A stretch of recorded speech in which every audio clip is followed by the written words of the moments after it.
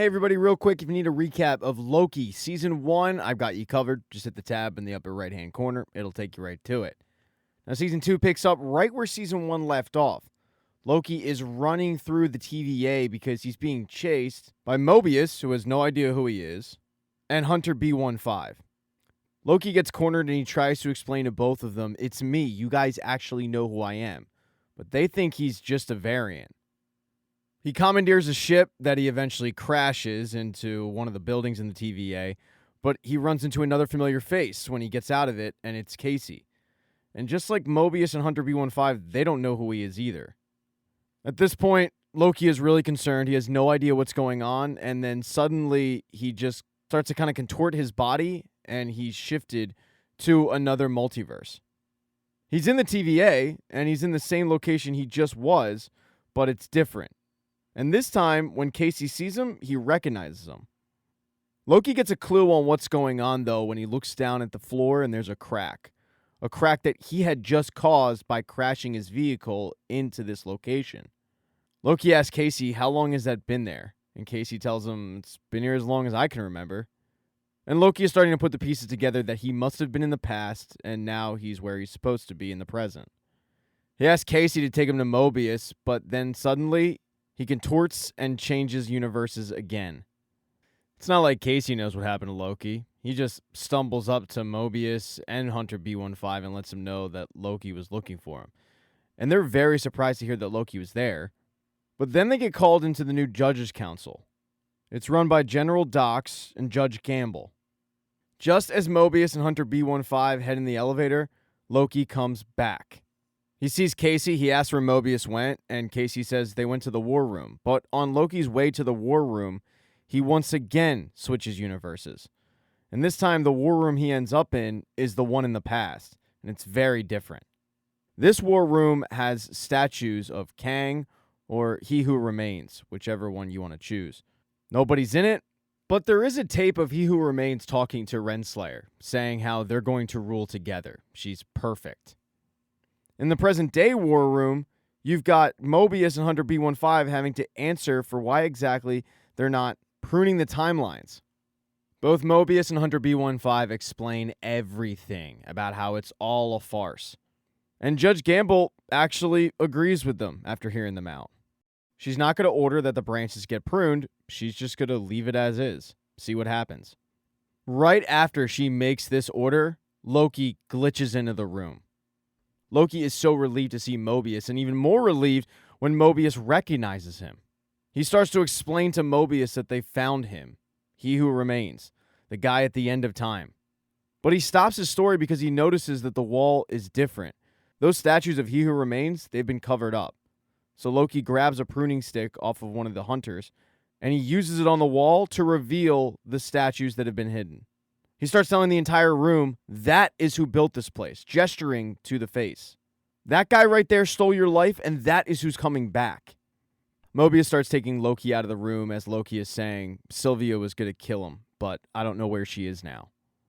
When Mobius and Loki leave the room, General Dox pulls that hunter aside and says, while the timekeepers were fake, their warnings are true. We need to know what happened at the end of time. We need to find out what happened with Sylvie. With Loki alone with Mobius, he starts explaining everything they found and everything that happened with Sylvie. He's really, really animated about this, and Mobius tries to talk him down. But Mobius just isn't understanding the warning that Loki's trying to give him about what's coming. When he starts explaining that He Who Remains built this entire place, Mobius says, no, I would have remembered that. I mean, how do I not remember that? And Loki tells him, because he wiped your memories, and clearly more than once. Mobius then gets to the issue of Loki just appearing in a room, and Loki starts explaining how he was in the past, but he doesn't honestly know how he got here. He's been glitching. As he's explaining this, he glitches out, but he comes back pretty quickly. Mobius wants to get Loki some help. He can't work like this, and he mentions how he's going to call Miss Minutes, but Loki stops him and says no, she's in on it. She was there with him at the end of time. You can't trust her. If Mobius can't trust Miss Minutes, he's going to take Loki to Repairs and Advancement, all the way down in the basement. And in Repairs and Advancement, there is one man working whose name, Ouroboros, but he goes by OB for short. The last time he had a visitor was 400 years ago, and it turns out it was actually Mobius, although Mobius doesn't remember any of it. OB seems like a super nice guy, and they start explaining the issue with Loki, and present-day OB knows exactly what's going on. He tells them that what's happening to Loki is called time slipping, but he doesn't know how to solve it. And as he's explaining this, Loki time slips to the past. Since he's in the same room, he's with OB. And he starts explaining to OB the issue. And it turns out that Loki, being in the past, is helping present-day OB figure out how to stop it. Because as Loki is telling past OB, present-day OB is suddenly having those memories. It's like they're flooding into him on what this is, how to fix it. And what they're going to need is a temporal aura extractor. That's going to help get Loki to stop time slipping. But in order to execute it, it's really difficult. Loki's going to have to violently rip himself from every thread of time and space. Once that happens, the extractor will pull him to present day. But Mobius is going to have to be outside using that extractor. And if he takes too long, his skin will literally peel away, which doesn't sound that enticing to Mobius. As present-day OB is explaining this to both Mobius and OB, his light starts flickering, and he mentions how it's been doing that all day. And Mobius says, no, we've been having power issues all day. And OB gets real serious and says, what did you say? Because he knows that that's not good. With no visitors and nothing but time, he's read every manual on the TVA. For the first time in God knows how long, OB heads upstairs. Mobius, OB, Loki, they meet up with Hunter B15 to see the issue. They go to some place called the Temporal Loom, which OB says is the heart of the TVA. It's where raw time is refined into a physical timeline. With all these new branches of time, though, it's overheating. Everything is slowly melting down, and OB says we need to prune those extra branches. Hunter B15 brings up the fact that if they do that, they're killing thousands of innocent people. So OB says, okay, then I'm going to need to close the blast doors to protect the TVA. That'll give me some time to retrofit it and figure out how to handle all these branches. But when this happens, they're not going to be able to resync Loki. So it's either now or never. And Loki chooses now. OB gives Loki a device, and when this device turns green, he's going to prune himself. With any luck, Mobius, who will be outside the blast doors, will be able to pull Loki to present day, stop the time slipping, and they'll be able to get through this thing. If it doesn't work, though, Loki is going to be lost in time forever. As they're about to go through with this, one of the hunters comes through and mentions how Dox and her crew are raiding the armory, and Loki knows that they must be going after Sylvie. Loki wants to go investigate, but Mobius stops him and says, no, dude, we have one shot at this. So Hunter B15 goes to investigate. Suddenly, Loki time slips. But this time, he time slips to the future. He starts running through the halls of the TVA, and the TVA is about to destruct. When Loki looks at the device that Obi gave him, it's still red. So he knows that he still has time to save the future. Time, though, is running out. Mobius is in position, but his suit is deteriorating away. And after the suit, it's going to be his skin. OB is also threatening to close the blast doors. But Loki in the future, he's just waiting for the A-OK. He's also trying to figure out what's going on, and as he walks down one hallway, he just hears a phone ringing. Then suddenly, someone starts prying the elevator doors open from the inside, and it's Sylvie, who sees Loki and says, there you are. But he doesn't get a chance to respond because time's up, and he has to prune himself. Loki gets pulled back to reality just before the blast doors close. Now, at this point, Hunter B15 has been able to locate Dox and her crew, and she gets concerned because there's a lot of them. And she can't figure out why all of them and all that weaponry is for Sylvie. Now, where is Sylvie? In a branch timeline in 1982 in Oklahoma. She goes to a local McDonald's, and she just soaks all the ambiance in. The stuff that we take for granted. People just chatting, people eating. She just wants to try all of it. Episode 2 starts out in 1977 in London on the Sacred Timeline. Hunter X5 went dark, and the last hit on his tempad was at that location. They think that maybe Sylvie has something to do with it, but as soon as they show up, Loki says, no, she's not here. It's not some apocalypse, some war zone. There's no chaos. Life is normal here. But Mobius wants to still check it out anyway. And when they arrive, it's at a movie premiere. And they're surprised to see that the star of the movie is Hunter X5. He's decided to make a new life for himself. That's why his temp pad went dark, and he's been very successful at it. But as Hunter X5 is schmoozing the room, walking around, his mood suddenly changes when he sees both Mobius and Loki. He's formed a life for himself that he doesn't want to leave, and he knows that these two want to drag him back to being a hunter for the TVA. He takes off running. Loki, Mobius go after him. But eventually, Loki, using his magic, are able to corner him and drag him back to the TVA. They arrest him, they throw him in holding, and they ask him if he found Sylvie, but he refused to answer.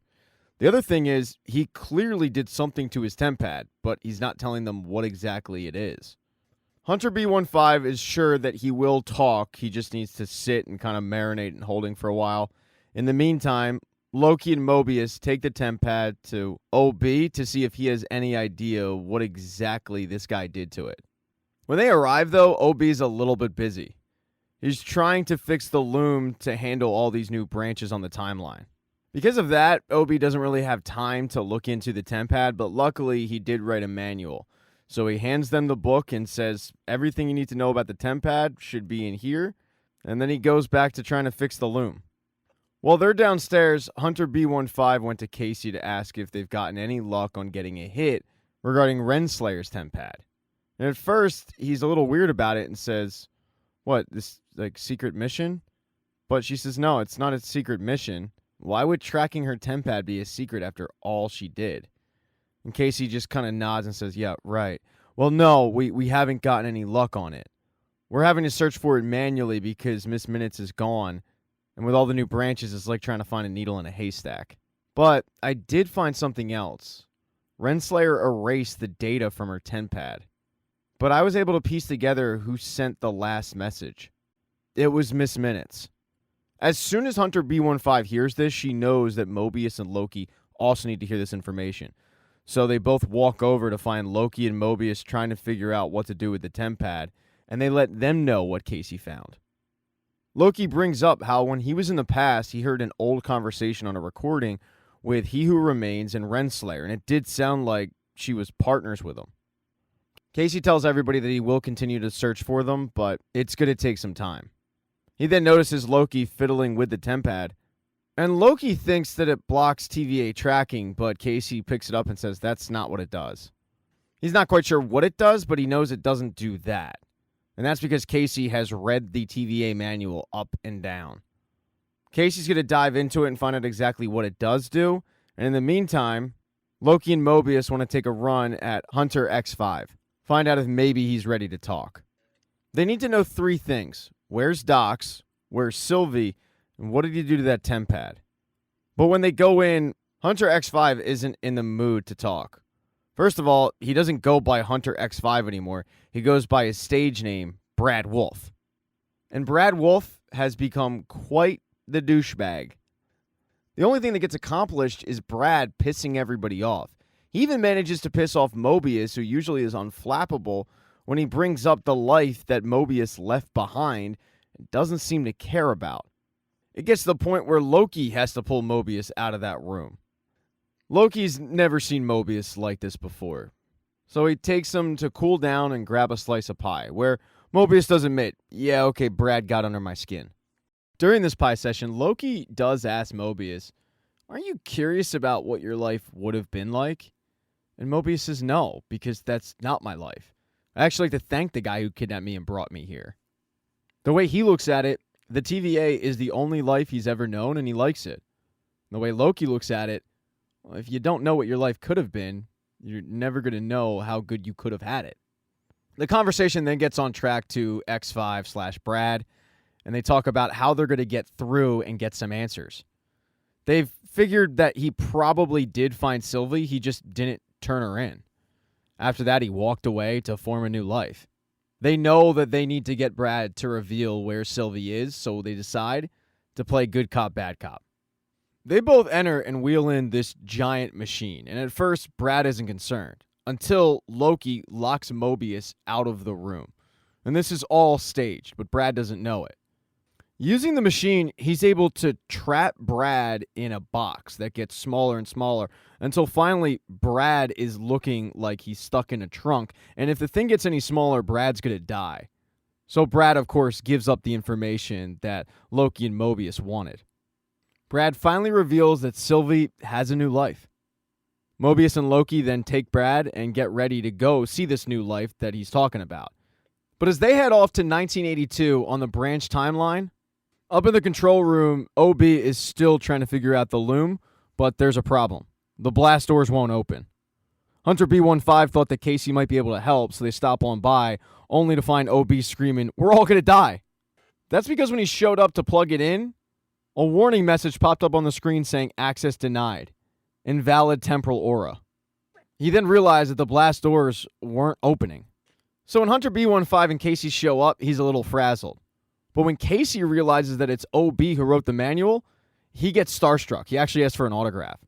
They then, though, have to get the mission back on track, what to do before this whole thing goes up. OB tells them that the only person that can open the blast doors is the person who created it with their temporal aura, meaning the only person that can open it is he who remains. They also don't have Miss Minutes to help them override the lock, so they're stuck. OB can build the device, but if they don't find a way in, it's not going to matter.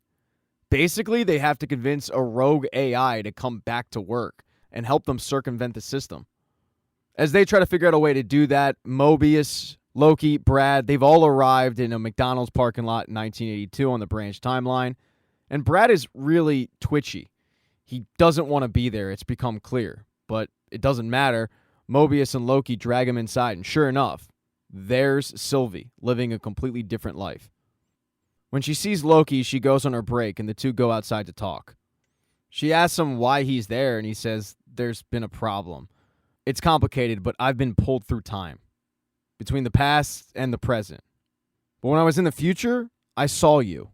The TVA is in danger, and you were there, and I need to know why." Sylvie tells him that as much as she would love to see the TVA burn to the ground, she has no intention of going back there. She's happy with her current life. She has no plans on running. As for his vision, she doesn't know, she doesn't care. The way that he's talking, it sounds like the future's already been written, but they both know that can't be anymore because she made sure of it. He asks her to enchant him so that she can see what he saw, but she has no interest in doing it. It doesn't matter what Loki's saying, it's just not getting through to Sylvie. She doesn't care about his problems, and she especially doesn't care about anything that could happen with the TVA. He even tries to explain that if she really does like this life, then it's the TVA that will protect it. Because without the TVA, all of this, everything around her, is going to be gone. She tries to get up to go back to work, but Loki won't let her. He asks her, "Are you just going to give everybody free will and walk away?" And she says, "Yeah, that's the way it works." He then asks her, "What happens when his variants show up? What are you going to do then?" And she just says, "I'll kill him." But then they get interrupted by Mobius and Brad, who come outside because Brad's been hiding a little secret. He tells them, if we stay here, we're all going to die. Sylvie enchants him to see what he's talking about, and she realizes that Dox is planning on bombing every single branch of the timeline, killing everybody. They send Brad back to the TVA, and Mobius gets in touch with Hunter B-15 saying they weren't looking for Sylvie. They're planning on pruning all the branches. Hunter B-15 tells him she's already doing that. Luckily, Sylvie had an idea of where Dox and her people were. So Mobius, Loki, and Sylvie head there, and sure enough, you've got TVA agents going through doors and just pruning timelines, killing millions. They realize that they need to take Dox down as soon as possible before more people die. So they go into action. Loki and Sylvie run through all the TVA agents. Some of Dox's loyalists did escape, but Dox herself wasn't able to. She's arrested and taken back to the TVA. When Mobius, Loki, and yes, even Sylvie head back to the TVA, they see what destruction Dox and her people did. They watch in real time as these timelines get pruned. As they're all watching the screen, Casey gets a hit on Renslayer's tempad. And as the group congregates around the machine trying to figure out and locate exactly where Renslayer is, Loki walks up to Sylvie. Sylvie's disgusted that this is all they could do, and she tells Loki, the TVA is the problem. It's broken. It's rotten.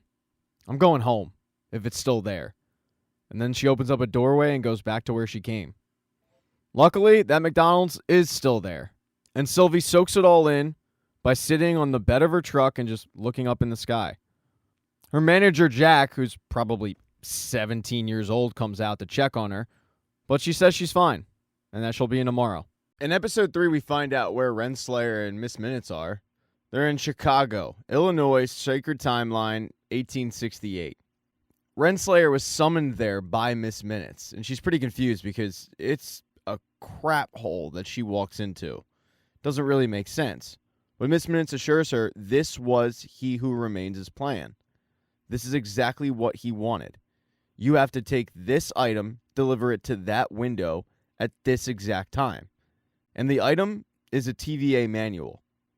If Renslayer does this, when he returns back where he belongs, atop the TVA, she'll be right by his side. So she walks over to that window and drops the book off. When Renslayer does this, a little boy named Victor Timely ends up finding the book and becoming obsessed with it. Fast forward to 1893, Victor Timely, thanks to that TVA manual, has become a very popular inventor. But when Mobius and Loki show up, they don't know who Victor Timely is. They don't even know what this location has to do with any of it.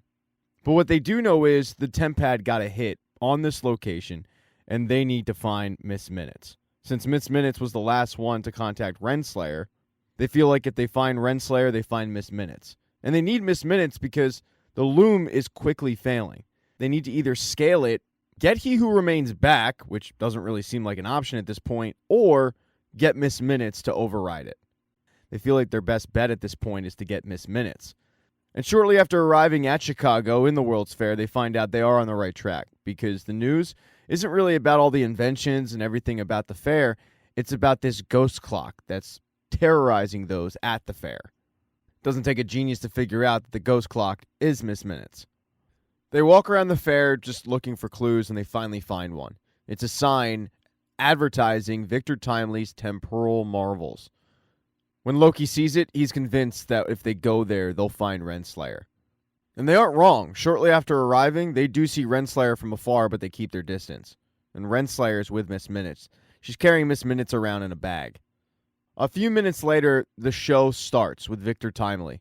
And when he finally makes his debut, Loki turns to Mobius and says, it's him. It's He Who Remains.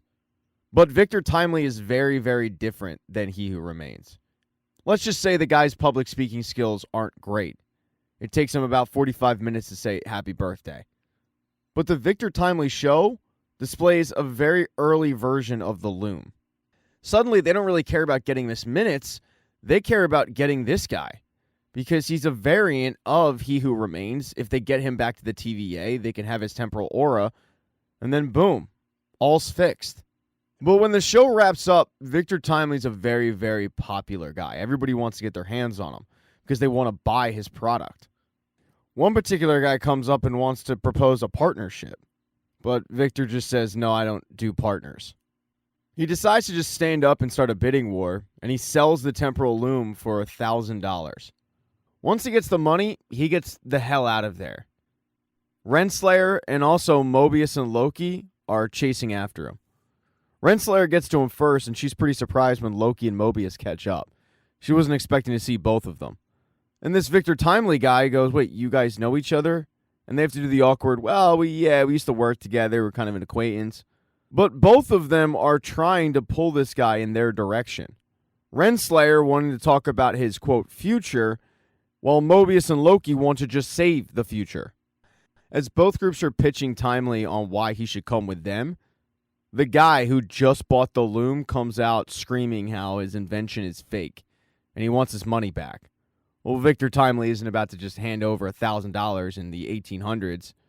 He takes off running.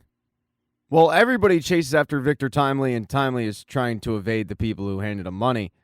Mobius gets a message from Hunter B15 that Casey has a really weird Tempad reading. He doesn't know where it's from, and the Tempad reading is about 5 feet to the left. At this point, they're standing right next to the new marvel, the Ferris wheel. And it's at the Ferris wheel where Loki has caught up to Victor Timely. But so has that weird Tempad reading. Because that weird Tempad reading is Sylvie, who's come to kill the variant. Loki and Sylvie go back and forth arguing about this. while Victor Timely is very confused on what is happening. Sylvie feeling like to protect the future and free will, she has to kill the variant. And Loki trying to explain time and time again that if Sylvie truly does love where she lives, she needs to let this go and let them bring this guy back to the TVA to save it. Unfortunately, neither group are really understanding the other side. Sylvie throws the TVA handbook and says Renslayer sent this guy on a path he wasn't destined for. And quite frankly, Loki doesn't care. He just needs him to save the TVA.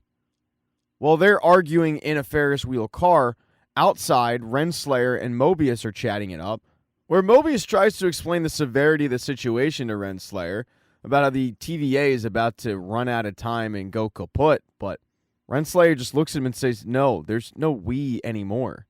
There's then an explosion on the Ferris wheel because Sylvie tried to attack Victor and Loki was able to stop her, but it did cause this explosion where Loki and Victor were thrown from the Ferris wheel car.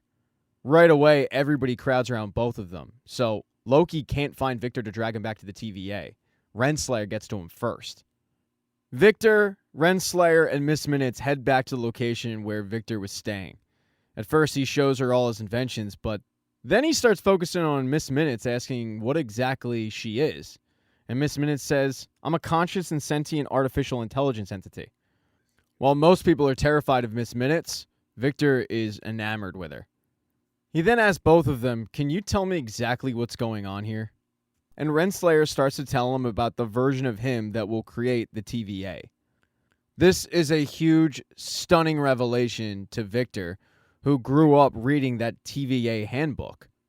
Renslayer goes into all the murder that is going to happen and how he needs Renslayer by his side. But when Renslayer says that, it seems like Miss Minutes takes exception to it.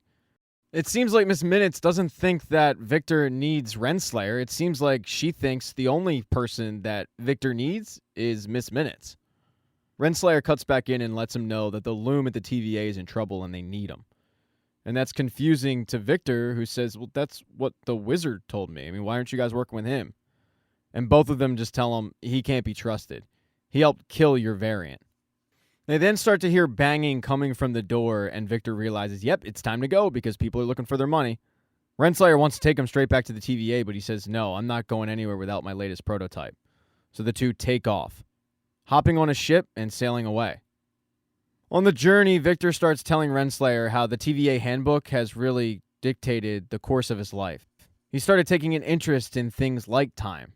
And the most important discovery he's made is something called a throughput multiplier, and he thinks it could help with the Loom at the TVA. Renslayer looks at him and says, I have high hopes for this partnership.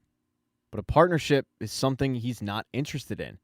So when Renslayer falls asleep, he drops her lifeboat in the ocean, sailing away with Miss Minutes and leaving Renslayer to paddle her way to wherever. The next day, they arrive in his laboratory, and he finds the prototype for the throughput multiplier. Once he puts it in his pocket, he says, all right, I'm ready to go. But Miss Minutes says, no, what's the rush? Because Miss Minutes wants to discuss something with Victor. It turns out Miss Minutes is bitter as hell. And even though it's not Victor who did it to her, it was his variant, she's blaming Victor. She always looked at herself as more than friends with He Who Remains. So she's curious as to why He Who Remains didn't put her in an actual body. And that's a question that Victor can't answer. He tells her time and time again, you do realize I'm not that guy, right? I'm just like sort of that guy. I don't have these answers, but Miss Minutes doesn't want to hear it. It gets to the point where Victor has to get rid of Miss Minutes using the tempad that he stole from Renslayer. But as soon as he gathers himself after getting accosted by an AI clock that talks, in comes Renslayer with a pruning device. She's pissed. With the pruning device pointed at Victor, she says, I was entrusted with this mission by He Who Remains, so from now on, I'm in charge. But then the door busts open and Mobius and Loki are there. And they see what Renslayer is holding, and right away they tell her, please stay away from him. Don't do it. They go back and forth, and it finally looks like Renslayer is going to just use the pruning device on Victor, but she's stopped when Sylvie comes in and throws her against the room. Sylvie's come looking to kill Victor, but with the blade pointed at him, he looks up at her and says, you don't know me. You're about to kill me, but it's based on somebody else, not me, Victor Timely. While Sylvie came to extract revenge, his little speech works. Sylvie, who's very conflicted, tells Loki and Mobius, get him out of here. And right away, they open up a door back to the TVA and send him through it. Mobius and Loki go to follow him, but right before they leave, Sylvie tells them, don't make me regret it. She then turns her attention to Renslayer. She could kill her, and she's thought about it plenty, but she doesn't. She decides to send Renslayer back to where she wanted to be. Back to the end of time. In a room with just her, Miss Minutes, and the body of He Who Remains. It's the first time Renslayer is seeing what became of He Who Remains. His body just sitting there slumped over in the chair, dead. Renslayer tells Miss Minutes, I had him under control until you sabotaged me and made fools of us. And Miss Minutes shoots back, it was foolish of him to make an enemy out of somebody who knows all of his secrets. In fact, I know a secret about you. A big one. I can tell you, but it's going to make you really angry. In episode 4, you find out what that lie is. Ravonna Renslayer played a massive part in He Who Remains winning that war. She truly believed that she would be at the end of time, leading it all the while by his side. That together, they would rule time. But that wasn't the case. She left to go to the TVA, expecting him to be right behind her. But once she went through the portal, he pulled up Miss Minutes and instructed her to erase Ravonna along with everybody else's memories. Ravonna says to Miss Minutes, wait, so I basically did all his bidding in an attempt to keep him in this ivory tower? And Miss Minutes says, yeah, but maybe we don't need him. Maybe we never did. Now, back at the TVA, Victor Timely has arrived. He looks around at his surroundings, these statues that are clearly of him, the depictions of the wall of a war, and he's a little spooked. Shortly thereafter, Mobius, Loki, and Sylvie show up, along with Hunter B-15. They try to get him to come with them, but he's a little hesitant. That is until the building starts shaking and he realizes that this has to do with his loom. They start escorting him over to OB's office, and he's taking all of this in, realizing that he invented it, but maybe not really invented it. They're not being very descriptive to him because time isn't exactly something they have a lot of. When they get into OB's office, you've got OB and Casey still trying to figure out how to solve this thing, but with no luck. As soon as Victor meets OB, he freaks out, fangirls all over the place, because his entire life has kind of been on a path because of reading the TVA manual. And OB tells him, the only reason I wrote the TVA manual is because of the findings of Victor Timely. So they have a big mutual respect for each other. They have no idea whose work came first, because Victor's is based on OB's and OB's is based on Victor, but at this point, doesn't really matter, because they have bigger issues. OB goes through his plan. Once they use Victor to open the bay doors, they have to run out, connect the throughput multiplier to a device that's going to shoot into the loom, releasing all the branches and save everybody. The problem is, there's a lot of radiation out there, way more than there was when Mobius was out there, and also, the throughput multiplier doesn't quite work yet. But that's when Victor saves the day because he brought his prototype from the 19th century. Now, his throughput multiplier is just a prototype, but they figure that if they combine both brains, they'll be able to make it work.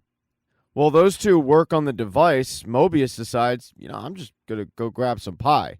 I mean, it is free after all. But Sylvie loses her cool on Mobius, because she was dragged back here because of all the crap going on. And now Mobius wants to act like nothing's going on. He just wants to go eat pie. Even though there's not a lot that Mobius, Loki, and Sylvie can currently do at the moment, she wants to do something. She doesn't want to sit back and just enjoy some key lime. And this whole little temper tantrum sounds a lot like somebody who's never had that key lime pie. And it shows. Sylvie storms off and Loki goes after her. Ironically, she takes a wrong turn and ends up in the pie room. The two just have a philosophical difference on this. Sylvie thinking that Loki is just being naive, putting all his faith in people like OB, Mobius, Hunter B-15, and really just the TVA in general. She mentions how Dox is still alive, and how Dox was the one who was pruning branches, killing people. But Loki, suddenly who's an optimist, points out that there are branches that are still alive because of people like Mobius and like Hunter B-15. Sylvie, though, just doesn't like their plan of hoping. hoping that all this works out, hoping that they return Victor timely and he doesn't turn into He Who Remains, hoping that the TVA can change. Now, speaking of docs, Hunter B-15 realized that they're going to need reinforcements in order to protect the TVA against people like Renslayer and Miss Minutes. The person she's going to try to enlist is Docs and all of her soldiers that they locked up. After having a chat with Judge Gamble, Hunter B-15 decided to go and talk to Docs, convince her that they need to work together at the moment to save the TVA. And after that, they can talk about their differences. So she does that. She goes in the holding cell, and she pitches Docs on working together. She's going to let Docs think about it for the moment. And when she leaves the holding cell, she sends one of the other hunters to go keep an eye on Mobius and Victor and just make sure they're safe. As Docs and Brad are discussing if they want to accept Hunter B-15's offer, a portal opens up and Renslayer and Miss Minutes walk through. Just like Hunter B-15, Renslayer pitches the room on why they should join her. Docs doesn't really want to listen to Renslayer's pitch. She's not a huge fan of her at this moment, especially Miss Minutes. But Brad, he's all ears. And Renslayer's pitch is, if you join me and help me restore stability to the TVA, I'll let you have any life you want on the timeline. And for a guy like Brad, who had a pretty damn good life, he's going to take her up on that offer. But he's the only one. The rest of them, they're willing to die than work with Renslayer. And they do. Renslayer, using the device that Mobius used to get the location of Sylvie from Brad earlier, they used that on the group. But instead of doing what Loki did, stopping right before it kills somebody, Renslayer and Miss Minutes don't stop. They slaughter the entire room. All the while, Miss Minutes jumping up and down with glee. With a new team of Renslayer, Brad, and Miss Minutes, they enact part 2 of their plan, getting Victor timely. It's actually not that difficult at all because Victor had stepped out to go get some hot chocolate. And when he did, Brad pruned the hunter that was sent to protect those guys and took Victor timely away. They know that Victor has that prototype. They just want it. But Victor doesn't have it on him, so he decides to stall. In the meantime, Miss Minutes decides to hack all of their tempads so they can't use them. When the Loki group figure out that Miss Minutes is back and she's hacked the system, they jump into action trying to find Victor, but he's nowhere to be found. And Hunter B-15 tells the group that Docs and her team are dead. Loki knows that they must still be in the building because Renslayer doesn't want Victor, she wants the TVA. Now it's just a matter of finding him. They all break up into groups looking for Victor, looking for Renslayer or Miss Minutes, with Loki and Sylvie going together. They try to use the elevator, but once Sylvie enters it, Miss Minutes closes the door, locking her inside. They are quickly running out of time. But as Loki slowly makes his way around the building holding a pruning stick, he realizes that he's lived this before. Because this is the moment where he came back to the TVA and it was utter chaos, and he saw Sylvie. And sure enough, from afar, Loki sees his older self, I guess, go to the phone that's ringing, and then look at the elevator as it opens up for Sylvie. And when Loki got pruned, it was himself who did it. They then answer the phone, and to Loki's surprise, it's OB, wondering what the hell's taking them so long. Loki explains that it's Miss Minute, she's still sabotaging everything, and he yells for OB to reboot the system, which would take Miss Minutes offline. This works. In the judge's room, Miss Minutes powers down, realizing that somebody was rebooting the system, but she couldn't do anything about it. Right before she shuts off for good, she looks at Victor and just says, "You'll never be him," with a real menacing face. With the systems booted down, it means that they can use magic. And when all the lights go out, Brad goes to investigate. This allows Loki and Sylvie to use their magic on Brad to get him on their side. So when Brad walks back into the room, he distracts Renslayer, allowing Loki to come in, grab Victor, and then Brad prunes Renslayer, making sure that she's never going to be a problem again. The group quickly gets Victor upstairs to the control room, where they use his aura to open up the blast doors. And once the blast doors do open up, they realize just how bad it is and how little time they have. They need somebody to go outside, enact the plan, and Victor says, "You know what, I'll do it." He knows it's dangerous, and he knows he's going to have to be quick, but he suits up anyway and heads out. Unfortunately, all that radiation was just too much for Victor. He barely gets 1 foot out the door before he's completely killed off, and the entire group realizes they're about to die. The loom explodes, and the group just has to watch. But for Loki, there's a sudden flash, and it just goes dark. In episode 5, to his shock, Loki opens up his eyes, and he's at the TVA, although nobody else is there. As he walks around, he time slips, and he's at an empty TVA, but he sees himself looking at a TVA manual. Before he can really even say hello, he time slips back. He walks to that room, picks up the manual, and then he hears himself say hello. So he's time slipping a few minutes into the future at this point. As he looks through the TVA manual, branches of the timeline start to invade the TVA, and Loki knows he has to get out of there. So he sticks the manual in his pocket, and he lucks out, because even though he can't control the time slipping, he does time slip out of there. He time slips to a part of the branch timeline, 1962 on Alcatraz Island, and that's where he meets Casey. Casey was a prisoner on Alcatraz, and he was planning to escape, but when Loki sees him and calls him Casey, the guy doesn't know who the hell he is. His name's Frank, and he's never seen Loki before. He doesn't really have a chance to explain further into detail what's going on because he time slips again. This time to a McDonald's parking lot, but before he can even get his bearings straight, he time slips to a watercraft store, and then he quickly time slips to a place called the 25 Time Theater. Each of those spots, he's not there for more than a couple seconds. His next time slip is to 2012 New York, on the branch timeline, where he meets a children's doctor. But the children's doctor is Hunter B15, a variant. He's not able to explain himself to her because he once again time slips, this time back to that water sports store where there is a very familiar face, guy's name's Don, and he's finally on a jet ski. It's Mobius. This time Loki's actually able to stay a little bit and talk. But just like with Frank, he doesn't remember him. And before Loki can explain himself, this is going to shock you, he time slips again, this time to Pasadena, California, 1994, where he meets a science fiction writer whose day job is a theoretical scientist, and it's OB. Loki explains the problem that he's finding. He has to go back in time to a place that no longer exists, but OB tells him that's going to be next to impossible. He tells him that his best bet is to control his time slipping, but the thing is, Loki can't control it.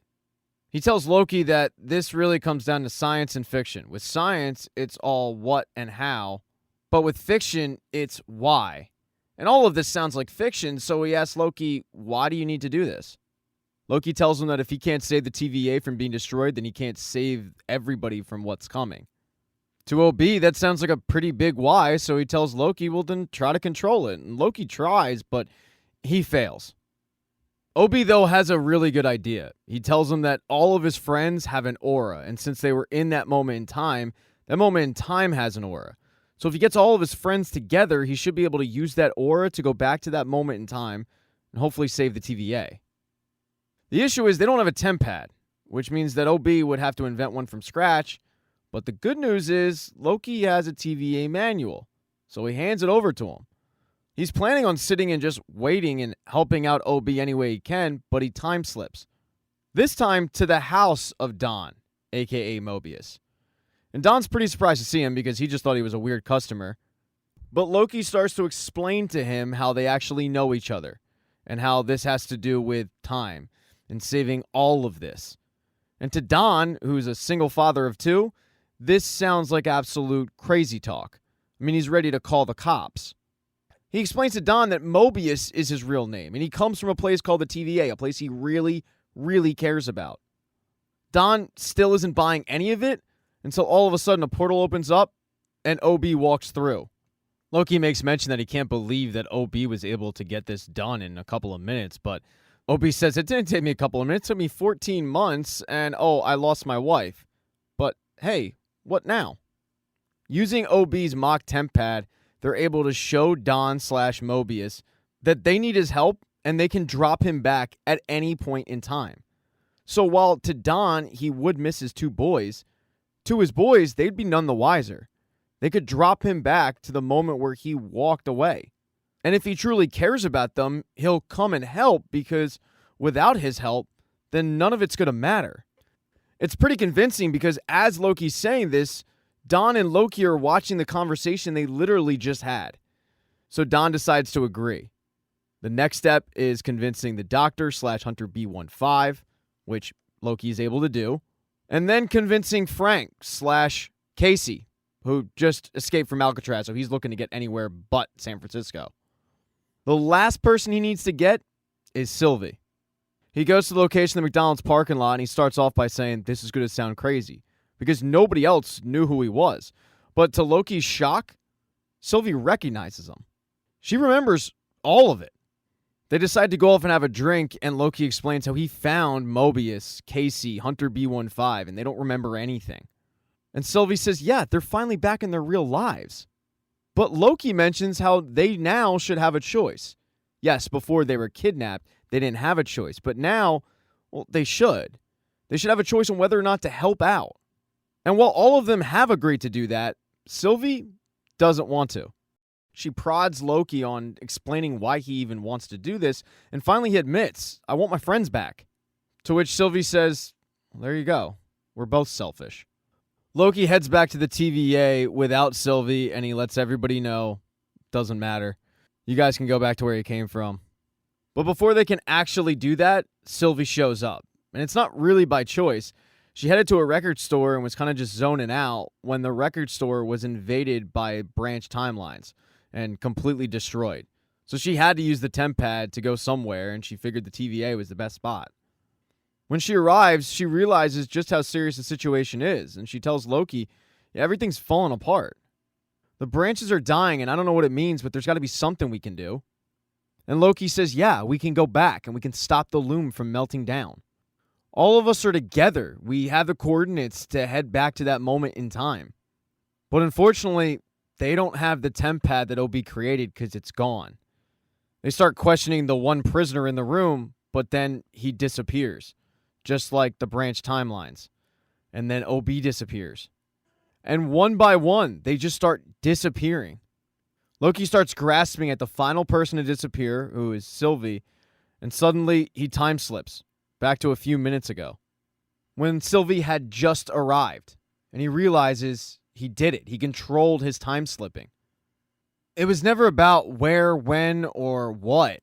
It was about who. And now that I know that, I'm able to go back to that moment. I can rewrite the story.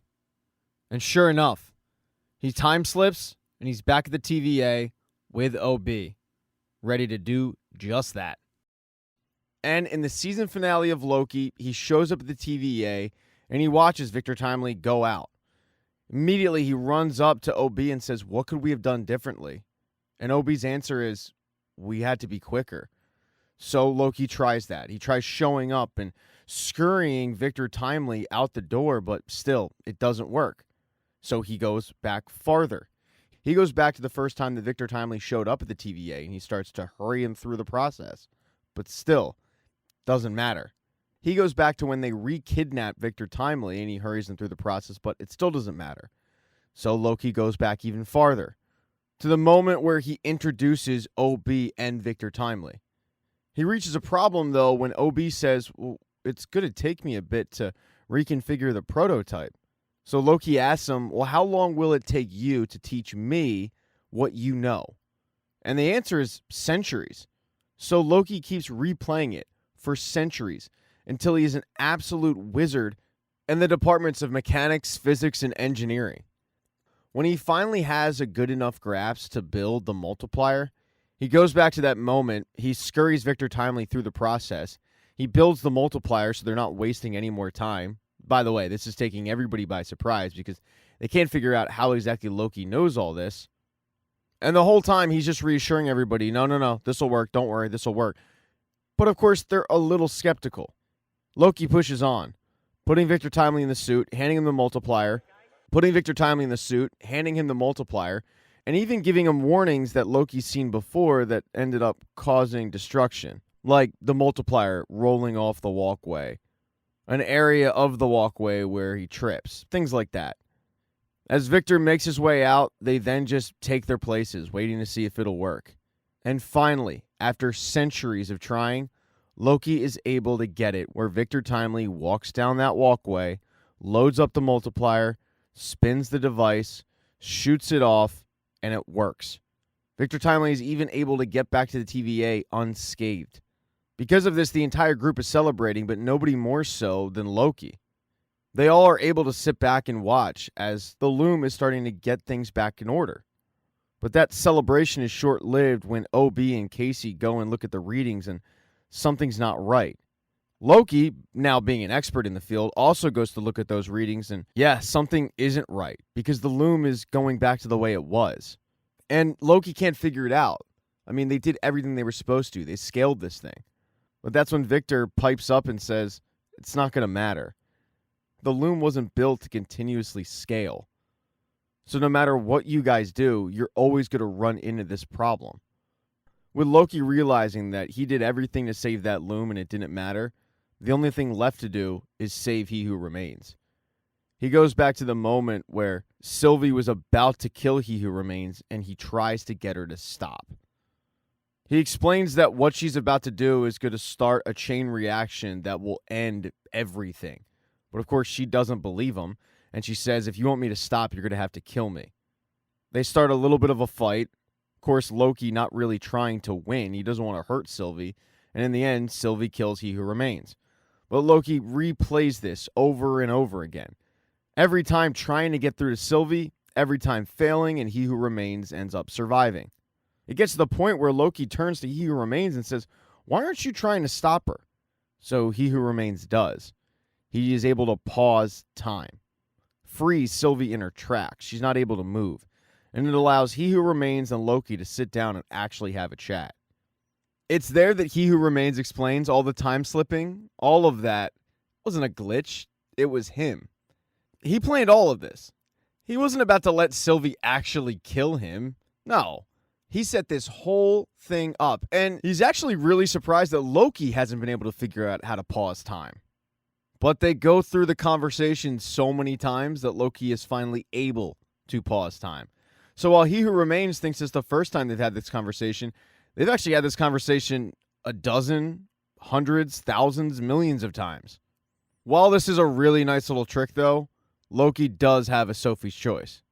His options are pretty simple. He either kills Sylvie and saves the TVA, saves time, leaving He Who Remains at the helm, or he lets Sylvie kill He Who Remains. And then we all know how that ends.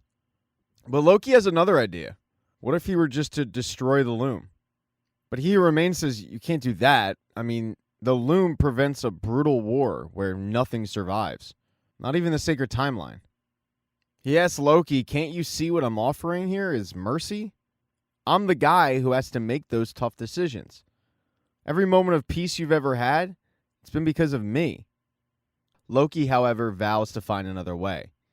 He decides to time slip back to the moment he ended up getting arrested by Mobius, and he was interrogated. And he asks Mobius, how do you choose who lives and who dies? Mobius goes into explaining how they prune and how it just keeps the timeline together. But Loki asks, what comfort is that? And Mobius laughs and says, comfort? There's no comfort. Comfort in the TVA? No. Let me tell you a story. There was a hunter one time who had pruned plenty and not even thought twice about it.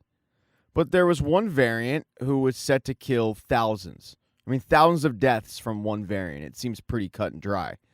But when the hunter got there, the variant was an 8-year-old boy, just sitting by a pond, minding his own business. So the hunter had to pause because they were faced with a tough dilemma. And during that pause, variants started popping up, branches started popping up. Those variants ended up killing others.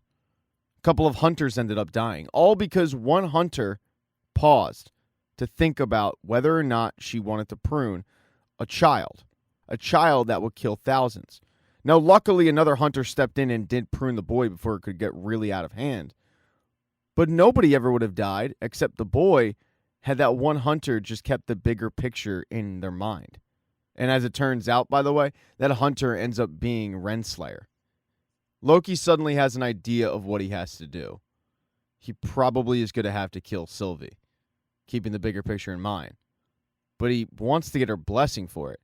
So he goes back to the moment where everybody was disappearing, and Sylvie was the last person to do that, and he pauses time.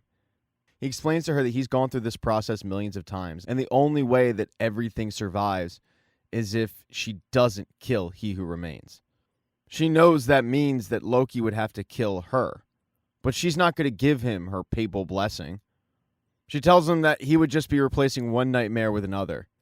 And this is a woman who's lived through a bunch of apocalypses, and she reminds Loki of that, telling him it's okay to break things from time to time. He thinks about her words and realizes maybe she's right. Maybe they could replace that nightmare with something better. So he time slips back to the moment where Victor Timely opened up the blast doors.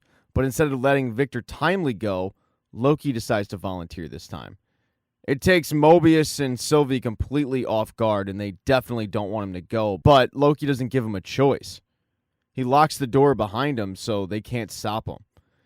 Using his powers, he's able to open up the blast door and just walks out. And he's not harmed at all, which does make you wonder why he didn't just volunteer in the first place. Could have saved a lot of time. But as he makes his way down the walkway, he starts to look like his old self wearing that ridiculous costume.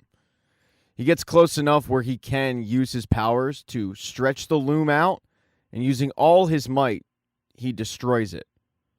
All the while, everybody back at the TVA is wondering what is going on. Because when the loom got destroyed, all the branches of time, they just floated around, dying. And nobody knew what that was going to mean for everybody. Even Loki didn't know what exactly it was going to mean. And he was surprised to see all these branches just floating around dead. But when he touched them, it kind of reinvigorated them a little bit, brought them back to life. So he started grabbing them.